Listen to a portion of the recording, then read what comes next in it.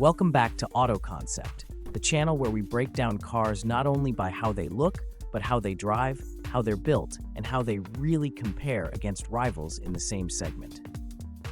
Today, we are putting two of the most talked about compact crossovers side by side. On one side, we've got the brand new Volkswagen T-Roc 2026 model year, freshly updated, packed with new tech, and carrying the huge responsibility of appealing to both loyal Volkswagen fans and newcomers who expect premium quality in a compact footprint. On the other side, we've got the 2025 Ford Puma, a car that has quietly dominated certain European markets by offering a sharp driving experience, clever packaging, and an unexpectedly premium set of options for what was supposed to be an approachable urban crossover. Today's question is this: which of these two stylish compact SUVs makes more sense for the modern buyer? And where do they differ in ways that really matter once you live with them? Let's dive right in and take a very close look. First, design. The exterior design of the Volkswagen T-Roc 2026 has taken another evolutionary step. Volkswagen didn't reinvent the formula, but it sharpened it. The front fascia now features slimmer matrix LED headlights connected by a continuous light bar across the grille, and the grille itself is more intricately detailed with three-dimensional layering. It maintains the upright solid stance of earlier T-Roc versions, but it feels more planted because of broader shoulders and a cleaner lower bumper. The proportions remain typically Volkswagen, restrained, not flashy, designed to age gracefully. By contrast, the Ford Puma 2025 doubles down on its athletic appearance. It carries a more sculpted front with pronounced haunches, a rising beltline, and those distinctive bug-eyed LED headlights pushed high on the fenders, giving it almost a hot hatch identity in SUV form. Ford leaned heavily into sporty design cues, with wider air intakes and even sportier trims like the ST Line X that accentuate the dynamism. Side by side, the T-Roc looks business professional with just a hint of flair, while the Puma looks like the extroverted younger sibling arriving at the same party dressed to stand out. But aesthetics only scratch the surface, so let's step inside. The interior of the Volkswagen T-Roc 2026 is a clear response to criticisms about hard plastics and dated infotainment on earlier models.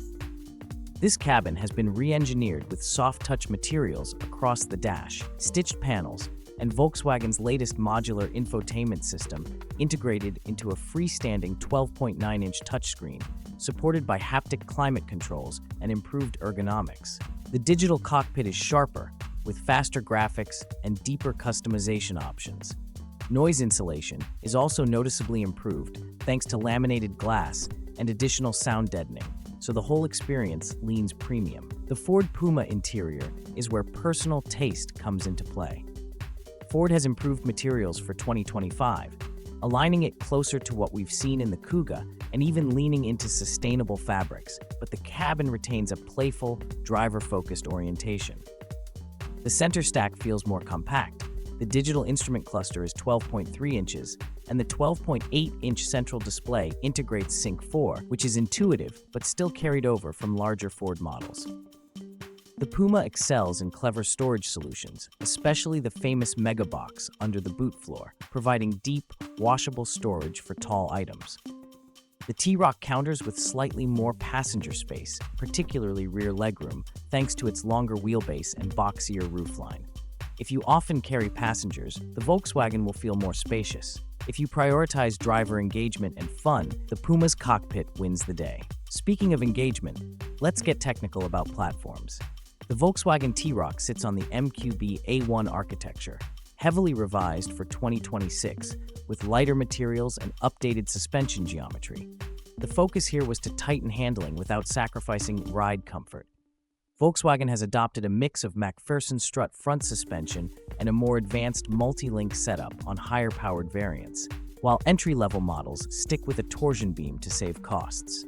Adaptive dampers are available, delivering a distinctly composed ride with a level of refinement few in the class can match. The Ford Puma, by contrast, rides on the B2E platform, which it shares with the Fiesta. This gives it a smaller footprint and tighter handling characteristics, favoring agility over absolute comfort. Suspension tuning remains one of Ford's biggest strengths. the Puma feels genuinely like a hatchback raised just slightly, with direct steering, minimal body roll, and a willingness to be driven enthusiastically around corners. However, it is inherently less refined on longer motorway journeys where wind and road noise creep in more than in the Volkswagen. The Puma's DNA is urban and playful. The T-Roc bets on maturity and long-haul composure. Now, let's dig into engines and powertrains. The Volkswagen T-Roc 2026 continues to offer a wide spread of options. The base engines are the familiar 1-liter TSI 3-cylinder with around 115 horsepower, moving up to the 1.5-liter TSI 4-cylinder with cylinder deactivation, producing about 150 horsepower. For buyers who travel more and demand strong mid-range torque, Volkswagen maintains its 2.0 TDI diesel engines, refined to comply with the strictest EU7 emission standards. Of course, the highlight for many will be the 2.0 TSI petrol, outputting up to 190 horsepower, available with 4-motion all-wheel drive and paired to a 7-speed DSG. Speaking of the DSG, the dual-clutch gearbox has been recalibrated for smoother low-speed operation.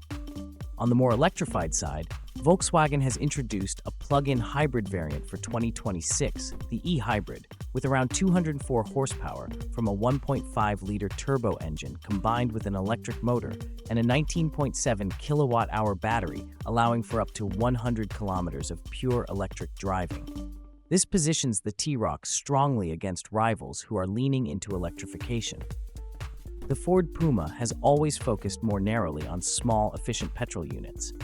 The range centers around the 1.0 EcoBoost engine with mild hybrid assistance, offered in outputs between 125 and 155 horsepower. For 2025, Ford has refined its 48-volt hybrid system to provide smoother torque filling, making it feel livelier at low RPM. There's also a new full hybrid Puma powered by a 1.0 EcoBoost combined with an electric motor for a total of just under 170 horsepower, paired with a 7-speed dual-clutch transmission. It's not a plug-in, but it boosts both efficiency and responsiveness in city driving. For the enthusiasts, Ford still offers the Puma ST version, which houses a detuned version of the 1.5-liter 3-cylinder turbo, delivering around 200 horsepower. While it doesn't hit the same numbers as the larger hot hatch class, it delivers genuine hot hatch dynamics in crossover form. Compared to Volkswagen, Ford's lineup is more fun-focused, lighter on diesels, and lacking a plug-in option, meaning if you're looking for longer commute emissions-free driving, the Puma comes second. But if you want compact agility and turbocharged character for less money, the Puma range feels lively. Efficiency is another battlefield. The T-Roc's plug-in hybrid allows for significant reductions in daily fuel use if you charge at home, while its petrols average between 6 and 8 liters per 100 kilometers depending on power. Diesels can dip into the low 5-liter range in real-life motorway driving. Ford's Puma, being smaller and lighter, returns excellent efficiency across the board, with mild hybrid petrols consistently achieving well under 6 liters per 100 kilometers in mixed use, sometimes even close to 5 if driven carefully. The full hybrid version improves stop-start urban performance dramatically, running on electric more often in traffic and cutting fuel use further. For pure efficiency, the Puma makes sense if you don't need plug-in flexibility, but the T-Roc widens its advantage for company car drivers in markets where plug-in hybrids benefit from tax incentives. Technology is an area where Volkswagen pushed hard. The 2026 T-Roc is equipped with IQ drive systems, including travel assist that combines adaptive cruise and lane centering with smoother intervention than before. It also introduces predictive adaptive suspension that uses road data and camera input to precondition dampers for upcoming bumps and curves. The new infotainment system is fully wireless for Apple CarPlay and Android Auto, and navigation integrates charging station data in the hybrid. The Ford Puma is modern but simpler. Sync 4 provides a very good voice assistant, clear navigation, wireless smartphone mirroring, and over-the-air updates.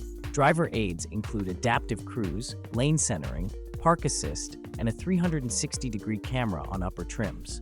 However, its semi-autonomous driving features aren't as polished as Volkswagen's, largely meant for convenience rather than long-distance automation. Where the Ford does shine is in its driving modes and live telemetry in sporty variants, adding an element of fun to even basic commutes. Practicality has always been key in this segment.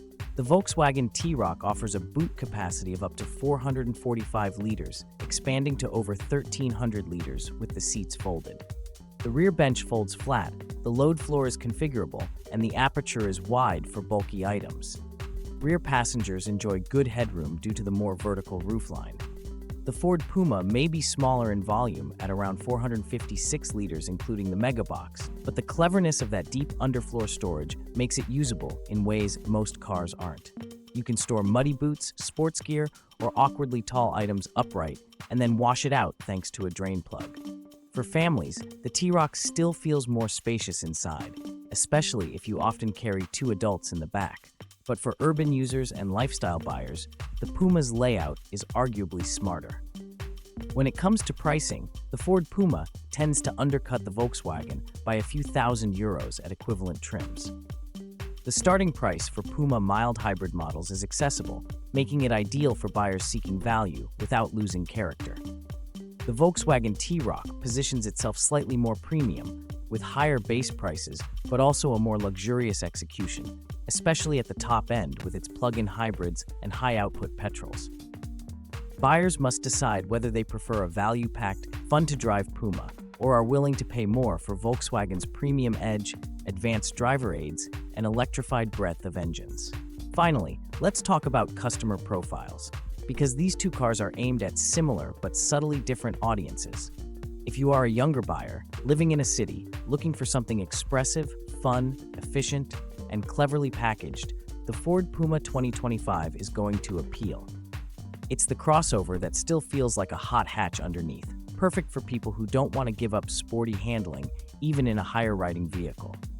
If, however, you want refinement, a quieter ride, a touch of premium craftsmanship inside, and the flexibility of plug-in hybrid driving for tax or environmental benefits, then the Volkswagen T-Roc 2026 is ahead. Families or professionals looking for something comfortable and understated will find the Volkswagen a more natural fit. So who wins? The Ford Puma wins for fun, agility, packaging creativity, and efficiency at a lower price point. The Volkswagen T-Roc wins for comfort, space, electrified options, and semi-premium features. Ultimately, it isn't just a question of better or worse. It's about which personality fits your life more closely. That's why we at AutoConcept believe these two cars will continue to coexist as leaders in the compact crossover space, with one speaking to the heart and the other to the head. The good news is, either way, buyers win, because both the Puma and the T-Roc are excellent executions in this increasingly competitive market.